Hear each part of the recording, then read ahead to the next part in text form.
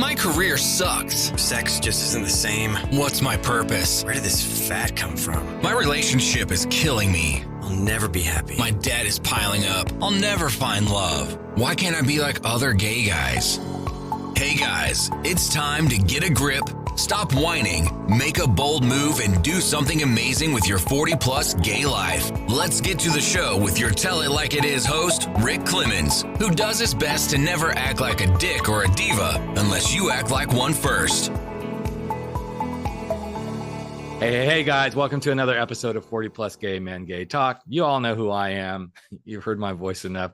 We're approaching 300 episodes, guys, so this is pretty freaking exciting. And one of the things that always comes up over and over again, and this is why I bring guests in that to talk about this sort of stuff, is because it never gets old. We never quit talking about how do we have more pleasure, not just in our life, but like enhancing pleasure in our relationships, in the bedroom, asking for those things and really accepting that, hey, better sex is something that, yes, we gay men can find, and we can actually find better sex and love if you really want to work on it. That's probably the key. And when today's guest approached me and said, I have a book on this, I'm like, absolutely, hands down. Let's have a conversation about this. He is a therapist. Don't hold that against him. He's a great guy. I've looked at his books and stuff. I truly believe he's having a huge impact in the world. His name is Dr. Israel Martinez. His newest book is Enhancing Pleasure for Gay Men, a clinical guide for healing acceptance through better sex and helping gay men. So you know what? Let's start helping you gay guys. Let's start having that conversation. Israel, welcome to the podcast, buddy. And thanks for joining me this morning. Hi, it's my pleasure. Really glad that I could be here. Of course, I said this morning, it's really afternoon for Israel. He's on the East Coast. I'm on the West Coast. But, you know, and for somebody listening, it's probably middle of the night for you. But, so, okay, you know, I jokingly said, don't hold it against you that you're a therapist. But I think all of us, coaches or therapists, we get called into this work. I'm curious, like, what was the calling for you to decide, I really want to do this and become a certified sex therapist? So the journey to become a therapist specifically for the queer community for me came when I was in my 20s, in the early 2000s, looking for a queer therapist. I was in Manhattan and I was looking for someone who identified as being part of the community and specialized in work with the community, and I wasn't finding anything.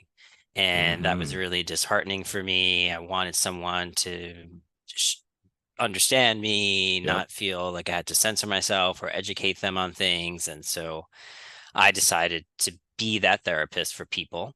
And so I was in corporate America at the time. I left and went to get my degree in social work, and then took the journey from there to be able to be a clinical therapist. And then I was doing a lot of work with the queer community. My practice was focused on the queer community. And I was going to trainings and conferences, and I wanted to, that was great.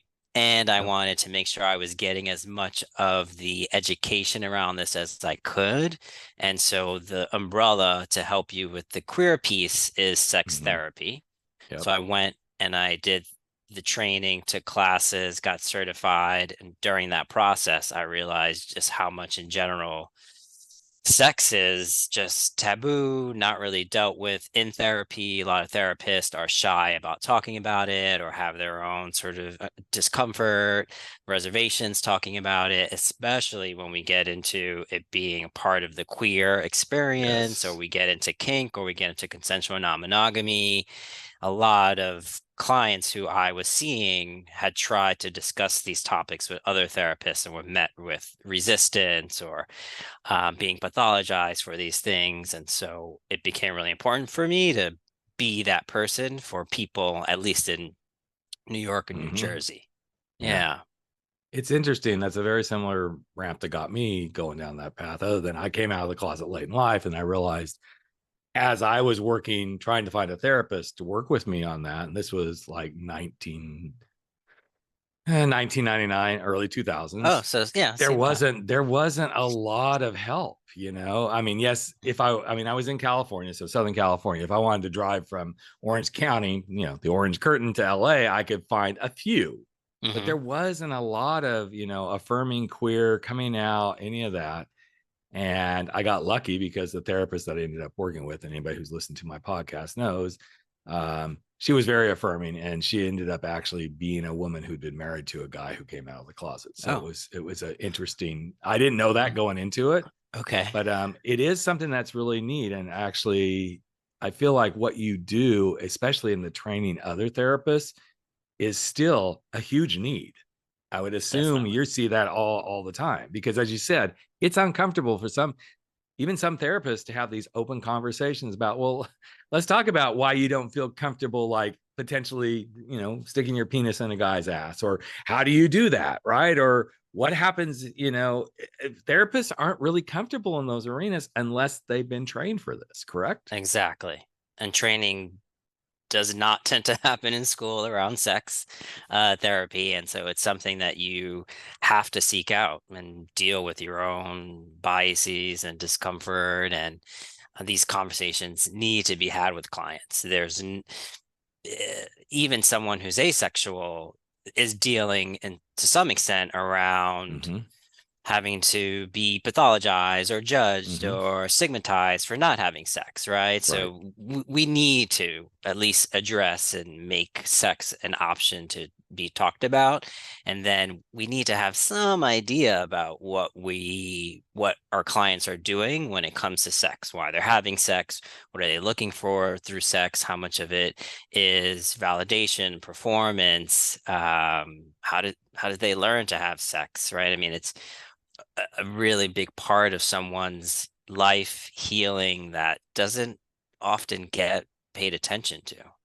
Yeah, and I think we all know. I mean, I think all of us. I'm generalizing here, that this is just a socialization thing that nobody really talks about. I mean, we get thrown into, well, hopefully we continue to get thrown into at least a sex education class in some states. That's not even Mm, happening now.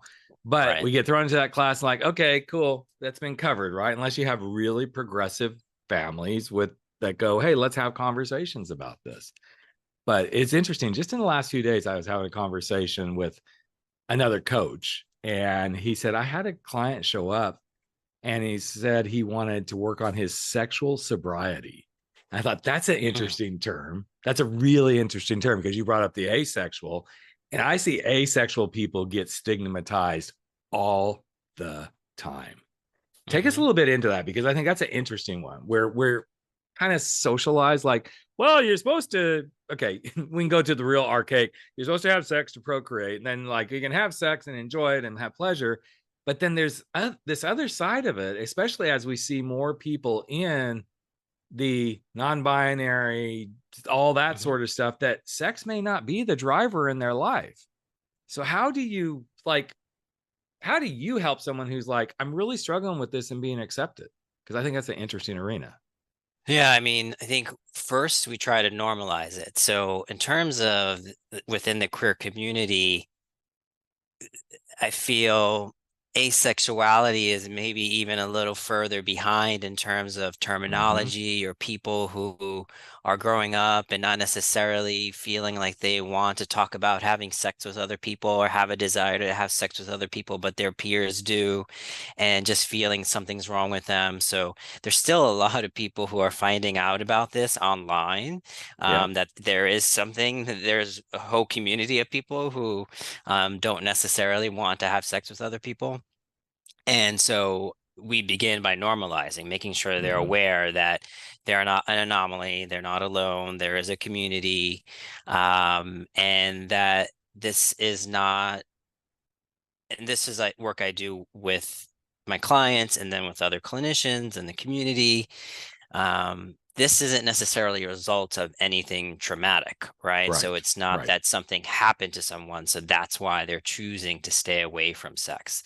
So, I mean, sex is not a drive, right? So Right. it's not, we have to eat, we have to drink. We don't have to have sex, Mm-hmm. right? It's not an actual drive. And so some people just don't want to have sex with other people, or they may have certain requirements, or part of their identity revolves around a certain relationship dynamic before they're able to have sex with someone. And so, yeah, so that's typically where I start with Mhm. people who are asexual. It's interesting because a few years ago, I met a guy at a conference, and my husband and this is no secret. We're open relationship, open with a lot of, mostly with each other. We will bring somebody Okay. in, and so we met this guy, and we're like, he's cute. He's like, wow, this is like, and I started talking to him, not about, ooh, let's hook up, but like just starting to have conversations with him. And he goes, I've seen your stuff. He goes, I know who you are. Oh, And I'm like, oh, okay, cool. And he goes, I love that you seem to be really open minded about lots of variations on the whole spectrum and Kinsey and all that. I said, absolutely. I said, I feel like however you show up is how you show up. He goes, so can I share something with you? I said, sure. And this was probably 2015. So I'd barely been a coach, just a couple of years, right? okay. He goes, I'm really struggling. And I was waiting because I'm the coming out coach, right? That's how I got known, like the coming out coach for guys in midlife. And he was kind of getting close to that. He was mid 30s. I'm like, Okay. oh, here we go, right? He goes, I don't really know how to show up because I'm asexual.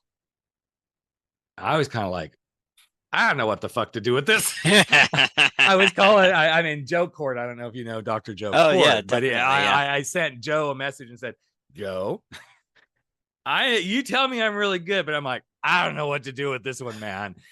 And he goes, accept it for what it is, Rick. He goes, it's just like somebody saying I'm gay. It's just like somebody saying I'm lesbian. He goes, just accept this is who they are and this is how they're showing up in the world. And so that was like, wow. I said to him, I said, hey, man, good for you. I said, I've never worked with somebody in that space, but I said, what are you wanting? He goes, just somebody I could talk to.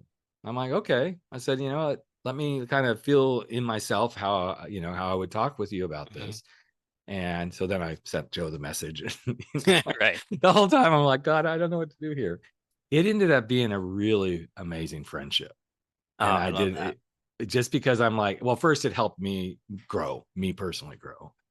And I think that's the interesting thing about these situations as we work in our communities, especially in the queer community, is embracing each other as we show up. I love that you already brought up kink and how people show up. And, Joe and I have talked about, him kind of being kind of known as the sides guy. And there's so much that I see gay men going, oh my God, they're a side. That means they're not really gay. I'm like, just because they be penetrated doesn't mean they're not gay. So what are some of the biggest challenges you see walking into your clinic? And not asking you to, mention clients, but like, what are some of the continual challenges, consistent stuff you see that, let's start with gay men, since that's what this podcast is all about.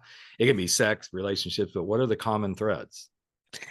I mean, common threads are being isolated, right? So Mm-hmm. one big thing is a lot of loneliness, a lot of feeling unsupported by the community, just wanting friends or having trouble finding a romantic partner. So we tend to do a lot of work around that in my practice.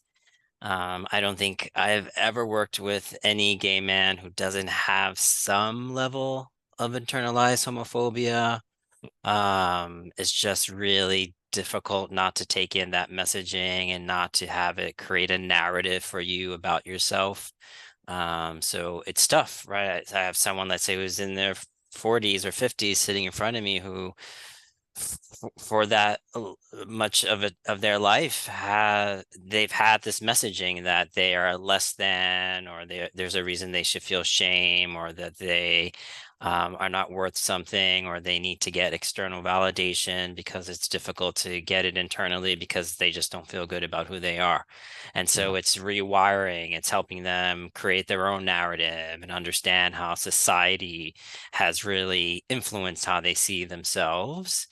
Um, so that is, those are some of the main things I'm seeing. And then when it Mm-hmm. comes to sex, I mean, there's a lot of erection issues, right? I Yep. think So I think a lot of people don't understand how the body works and what an erection really means, and so they feel they're failing in some way, Mm-hmm. or their partners feel as if they're not attractive enough, or they're not arousing their partner. So just a lot of misinformation and shame and performance around sex in general, and then it does tend to lead to issues around erection, or even Yeah. a lot of people feeling that there is like one way to have sex, right? That it's you Yes. start Yep. kissing, then it's a blowjob, then it's penetration, right? And so trying to help them understand that there is a lot more to sex than that. Mm-hmm. And there are even other parts of their body besides their genitalia that can be Yep. erogenous zones. So I think there's just a lot of either lack of information or misinformation around what people should be, what gay men should be doing around sex. Right. My little bald head's an erogenous zone. I make that really Yeah, known. It right. really, I mean, there is something about the guy and my husband for sure, but a guy who suddenly can clue in like just that little bit of touch on my bald head can like, I'm not gonna do that for very long because we might get distracted here. But it's an interesting thing. But it is interesting. I remember I'm just gonna be honest. I freaked the fuck out about well, let's see, we've been married 23 years. So 3 years ago, we went to Provincetown for our anniversary. And while there, I had a kidney stone. Oh. And I've had those before. So it was just worse because we had literally taken, we had taken the lovely little ferry from Boston to P-Town. So we had no cars. And, if you've been to P-Town, anybody's been to P-Town, it's like, there's one little medical clinic, but in the middle of the night when you're passing a kidney stone, you're just kind of shit out of luck. There ain't going to be Uh-huh. nothing that can help you, right? So long story short, get back to Boston at the end of the week. And we were close to the end of the week anyway. I ended up going to the ER at Boston General, and they gave me some, medication. I want to say Flonase, but that's not. It's the thing that helps keep things just kind of move, right? Okay. My husband flew back to California. I had to go to Florida for a business trip, and I'm like, oh wow, I'm kind of feeling horny, and so I know kidney stone to horny, big leap, right? I start masturbating, good erection, but nothing came out. And I freaked Oh. out. I'm like, oh my gosh, this stone so of course, when something like, as a man, well, let's try again, right? Nothing happened. So I get home from that trip and I'm calling my doctor. I'm like, I need an appointment immediately. And he's like, Rick, you're on this stuff that actually helps it flow. And he goes, they should have told you it's going to keep you from being able to ejaculate. I was like, oh my God, thank God. But these are the things we don't understand about our bodies. And as we age and shift and desires and all these other things, I'm sure you deal with all of that in your practice too. Yeah, I mean, specifically to that point, Rick, I mean, it's a shame that doctors don't really get training around sex either. And so Right. there's tons of medications that are prescribed, tons of Yep. procedures that are performed that affect sex, and Mm-hmm. doctors will say nothing at all about it. Yep. And people are scrambling and scared, and um, it's just this topic that no one wants to touch, and the doctors know people are having sex, right? And so Yes. statistically, this is something that is a responsibility of yours to mention to someone, Mm-hmm. right? If they were going to pass out or be vomiting from Mm-hmm. this procedure or medication, you would tell them that, right? So Absolutely. how is this any different? But yeah, I Right. mean, it happens all the time. Mm-hmm. But you Yeah. brought up something that I think is one of the biggest, I'm going to use the word epidemic in the gay, not just the gay male community, but I think it really is rampant, is this isolation and Mm, loneliness. mm. I mean, I hear this all the time, Israel. I mean, I have guys, after we do an episode about that sort of stuff, or we've done some of my monthly chats around that stuff. Obviously, the pandemic didn't help things because a Mhm. lot of single people, so I'm going to include the world in this, we're like, I don't know what the fuck to do. I am single and I'm in my own space and I can't. But I feel like gay men for just, it's like on steroids, how much this loneliness and isolation has come into play. What do you find are some of the common reasons that gay men go, quote, isolate and stay in that space of loneliness? Because I have some perspectives, but I figure you're the expert, so I'm gonna let you be the expert today. Yeah, I'll share some of my theories and things that I've seen and some common threads or stories. I think one thing is sort of what I was referencing before, which is growing up and hearing all this messaging that you're not good enough, there's something wrong with you, having a desire to connect, but needing to be secretive and careful about what you share about yourself. Those skills aren't necessarily skills that are going to help you bond and go out and look for a community and feel good about yourself, to take some risks and connect with people. So I think that's one element of it, is lack of training or skill, and sort of being trained in the opposite, which is, distance yourself because you need to protect yourself and you need to make sure that people don't find this big sinful thing about you. I think another thing is that when you grow up that way, you can be a little bit more guarded about who you let into your space. And so there aren't necessarily, right? So without that skill, there are not necessarily a ton of gay men who are comfortable with enough with themselves to maybe connect with or be friendly enough or welcoming or inviting to other gay men. So I think that's a part of it. I think another part is that I love the apps, right? The hookup apps. I think they're great in terms of the opportunities they offer.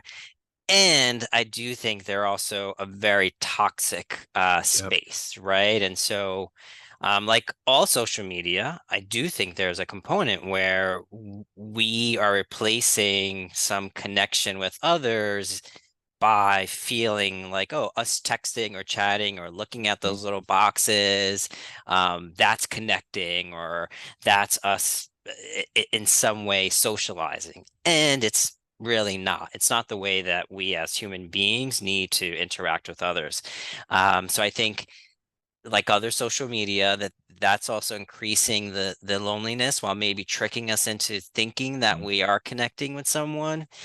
And then it can be a toxic place to be on in terms of how blatantly mean people are, racist, shaming. And so I think that too can be isolating, right? To see a profile mention something about how you look or your race, to say, I don't want that, or someone to reject you. So I feel like that also increases this sense of being by yourself and lonely. So those are a few of the things that I think they tend to happen for gay men. I know you mentioned you having some ideas. I do, most similar to what you have, but there's one that I just kind of entered into my thought process over the last week, and it goes to do with social media. It's like social media has become the, we all know this, the instant gratification space, right? Like, oh, I need likes or whatever. Or I just even need connections, oh, look, this person liked this picture or whatever.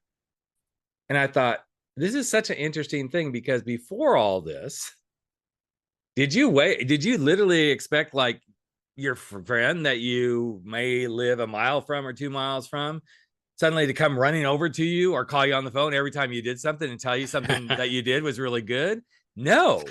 I mean, there were times that, maybe you didn't talk to a friend, but a couple of times a week, right? Maybe you didn't even see them physically. But it's such an interesting dynamic that now that we got this added on to all the shame, the guilt, the you're not good enough, the, gay boys should be, they're all just wimps and pussies and all that sort of stuff. Now we have this higher expectation of how rapidly we should get attention and how much we should be like, conflicting with the way we were used to doing this as we grew up. Now, of course, young people, I'm just like, wow, what would ever happen if they lost all of this? Yeah, that's I all don't they know if know. they would, that's all they know. And I don't know how they'd ever get through it. There's another interesting twist here too, especially for the guys that are over 40 and who have, like myself, who came out of the closet later in life.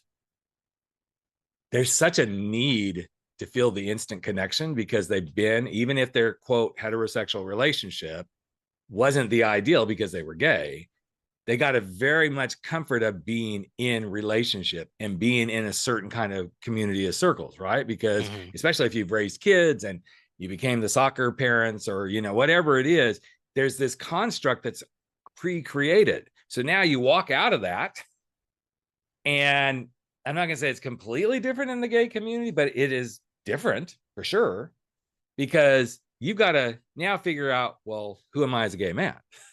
And then what is it that I like? How am I going to fit? Which isn't really any different than anything else in the world. But there's such a dynamic that happens in the gay culture that I see many, many guys in midlife isolate, and guys who have been in the gay community, which is a lot of what I work with too.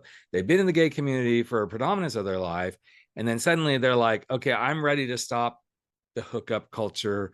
I'm ready to get serious about careers. I'm ready to, and then suddenly they're like, all my people are going away because I don't fit in those circles anymore. So I think there's just such a conglomeration of stuff that's happening in Israel that you and I could never solve anybody's problem, all of everybody's problems, because it's ever growing. Yeah, it's stacked. It's like stacking on top of each other, right? Yeah, and definitely. I think a piece that's missing for most of us as individuals, but especially as gay men, is the ability to have confidence in ourselves. That's a huge piece. When I feel confident, I can be comfortable anywhere I'm at.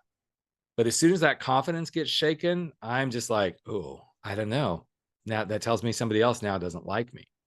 And it's really difficult. And speaking of confidence, I think your book about enhancing pleasure is a really good, pinpoint to asking your partner, sharing with your partner, like, how do you enhance that pleasure without feeling like, okay, if I ask for this and he doesn't give it to me, I'll go, I guess I'm a failure there too. So in the book, you talk about, acceptance through better sex and all of that. What's the core? And I hate asking questions like this, but I'm going to, like, what's the core thing you would love guys to get out of that book besides enhancing their pleasure? I'm sure there's layers and layers and layers of stuff in there, because I've looked at some of it. But like, if they were to buy the book, what would you really like them to see that they could do? Well, I think what comes to mind is, number one, actually for them to know and understand that they deserve better sex, right? They deserve pleasure, that no matter what messaging they got from society or parents or certain organizations or institutions, that's all those other people's stuff. And just for being born, they are deserving of pleasure. And there are a lot of things specifically for us as gay men that get in the way of us feeling like we deserve it, or, to your point, Rick, like the confidence that we can ask for it, or just you deserve it. And so let's figure out how you're going to get what you deserve. And also, I think for us to be aware that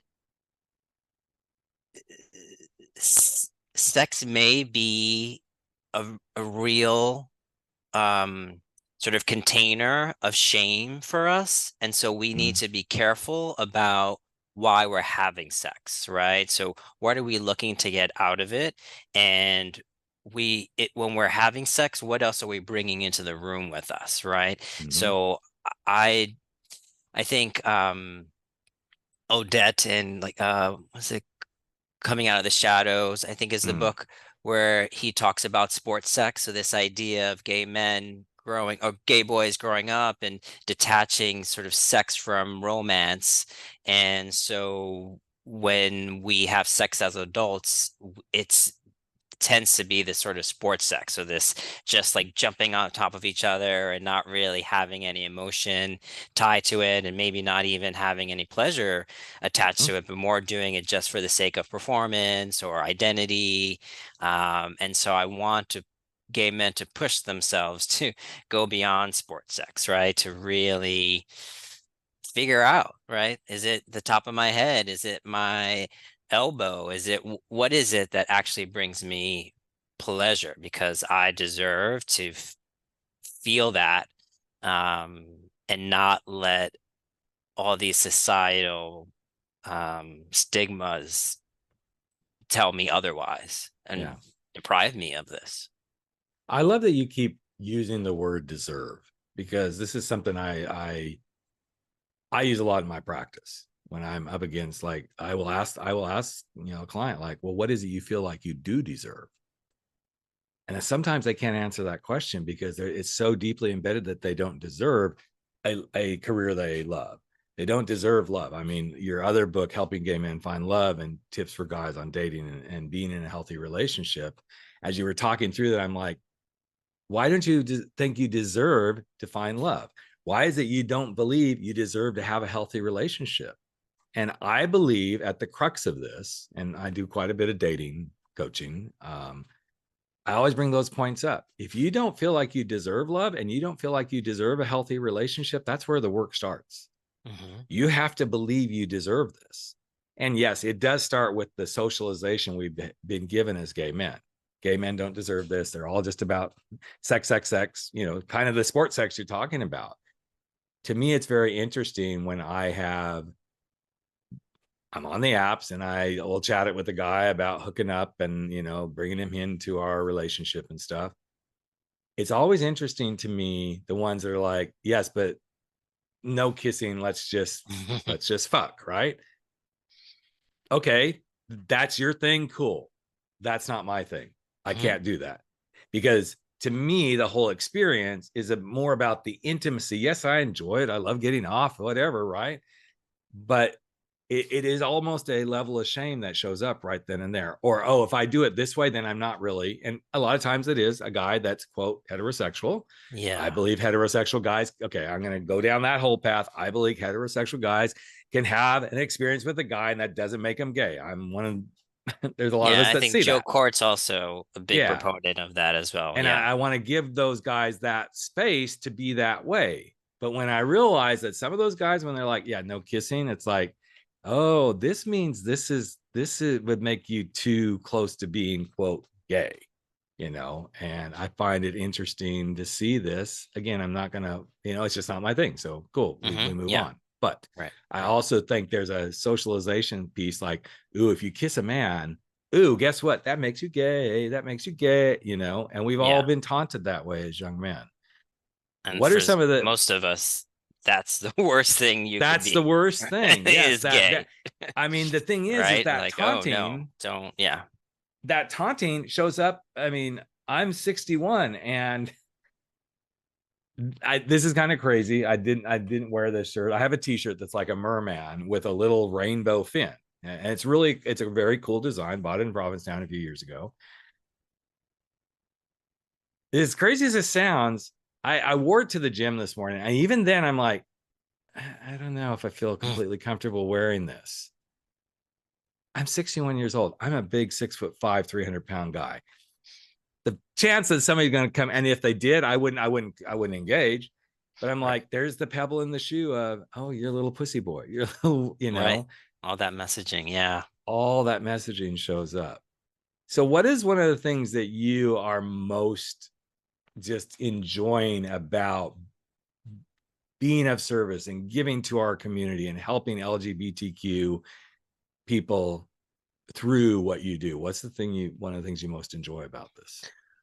I can say that when I see someone's shoulders relax and see them settle in after I just share like a bit of information or education on something, or hit on something that happened in childhood that's still sticking with them now, that's causing them to behave a certain way, or if I really help them understand that they already they don't need to change who they are.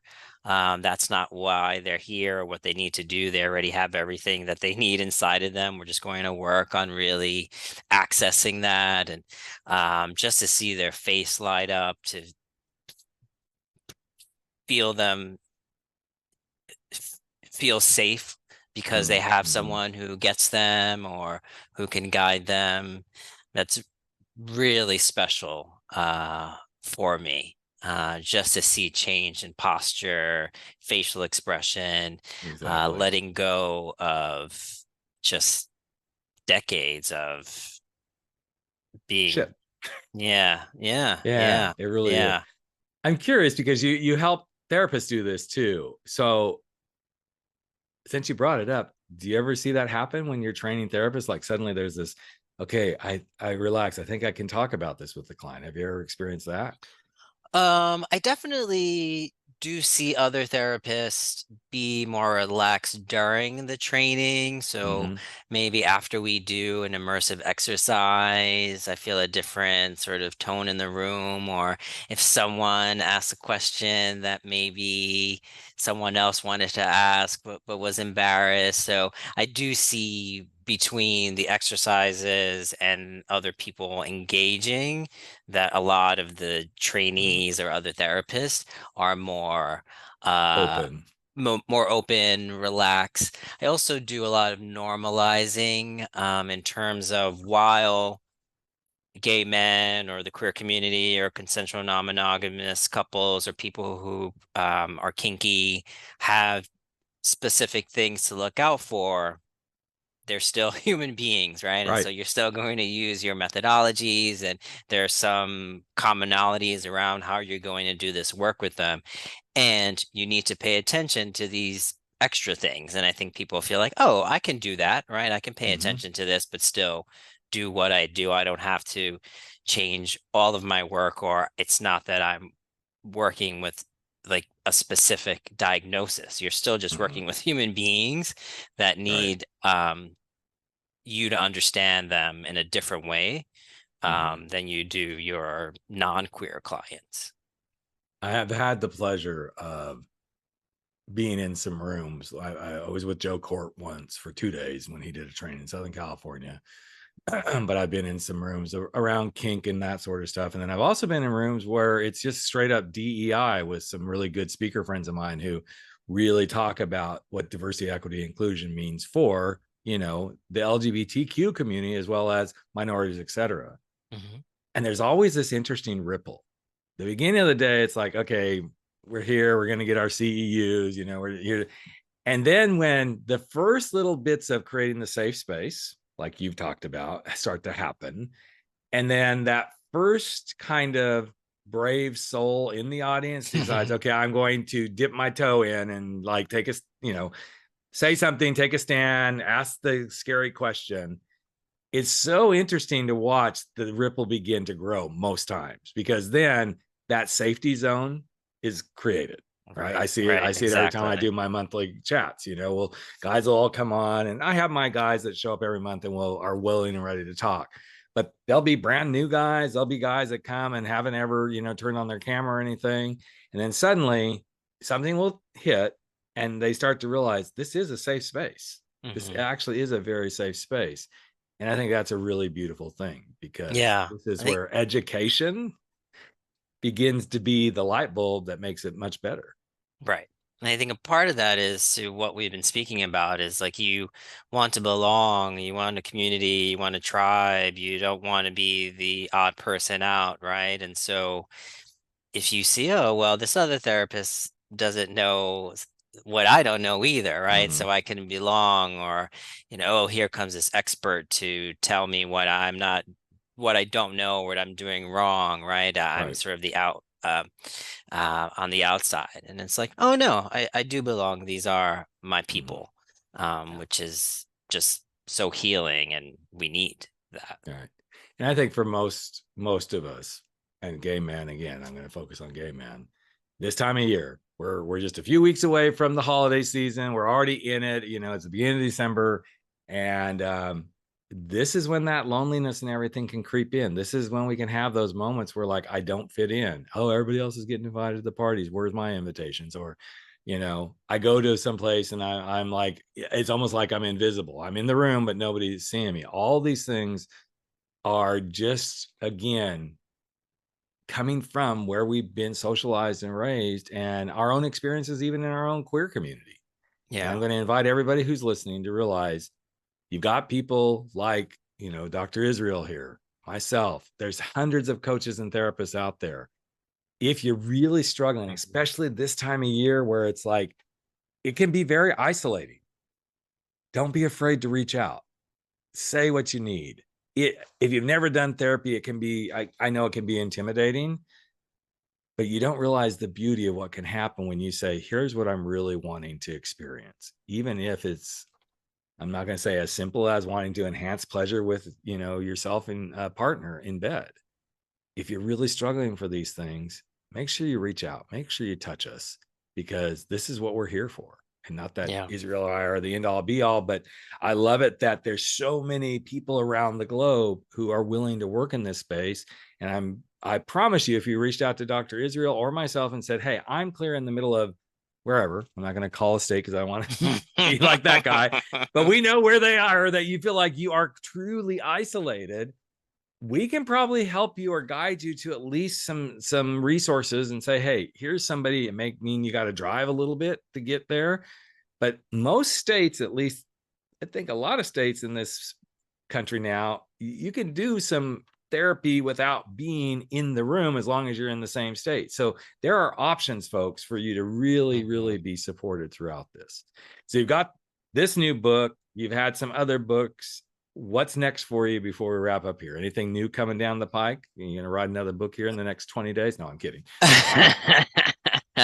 Because they're so easy to do, Yeah, just like turn let's them whip out that out. like nobody's business. It's like just it's just another hookup, right? I get that done tonight and it's over with. So exactly. One thing I am looking into doing is, to this point about loneliness and connection, is maybe I'm looking into the logistics right now of a pro bono group for gay men. So maybe around 5 group members and an 8-week group, taking them through sort of what tends to get in the way of them being able to connect with people and relationships, and then providing education around their narrative and how it's affected by society. So a lot of what we talked about today, talking about sex and making, how they can have better sex and take the shame out of sex, and then allow that group to actually connect with each other if they want to do so, right? So having that group in itself be social and supportive, and then me providing some education, and then doing 8 weeks so that I can have access to more men in terms of them joining this group. awesome. So I think that's my next project in terms of how I'm going to reach out to the community and try to make some change or address this, at least like in some at least tiny way. They're very powerful. I mean, I've been running mine well since the pandemic started. I started running monthly groups. I was doing them twice a month. I was doing one for coming out coaching and one for guys coming out, and then one for gay men, and I just kind of brought it back to one a month. And as I said, we do them the third Monday of every month, and I get anywhere from 15 to 40 people that show up. The topics are different every month. So I think there's something interesting what you're saying, like consistency. There's an 8-week sort of thing. You help them address this one thing. That definitely plays, but I think it would be beautiful. So if you decide to do it, let me know. I'd love to help promote that out there too, man. Oh yeah, I definitely will. Yeah. Well, I so appreciate you being part of my world and sharing. And again, guys, it's the holidays. So you may be going, I don't know what to get somebody. Well, if you have a friend who's like, my hubby and I are having trouble in the bedroom. Hey, slip him a book, slip him Enhancing Pleasure for Gay Men, or, hey, the dating thing, dating always sells. Just going to say, I mean, he's got 2 great books here, guys, and they're both going to be on the website. You can connect with him, and I would love to see you support him.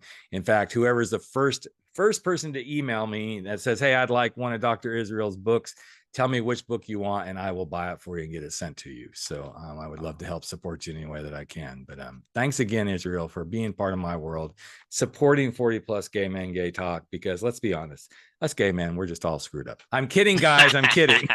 We all need some support and help along the way. And I'm the first to admit I am screwed up too. There's as 61-year-old, there's days I'm like, well, why can't I remember stuff? I'm dead. I'm already dead. Who's this man that just walked? Oh, that's my husband. That's who that is. So I think owning our stuff is one of the most beautiful things, and realizing just because we own it doesn't mean we're completely broken. It's like we own that this is where we need some help. So again, Israel, thank you, man. Really thank you. It was really a pleasure to be here. And thank you for all the work that you do, Rick. You bet. And guys, there'll be another episode in just another week. So stay tuned, and thanks for being listeners. That's a wrap for 40 Plus. Gay men, gay talk, where size doesn't matter. We drop our bullshit, get over our screwed up fears, make bold moves, and live life without apologies. Don't forget to join us on Facebook at 40 Plus, Gay Men, Gay Talk, where the conversations continue.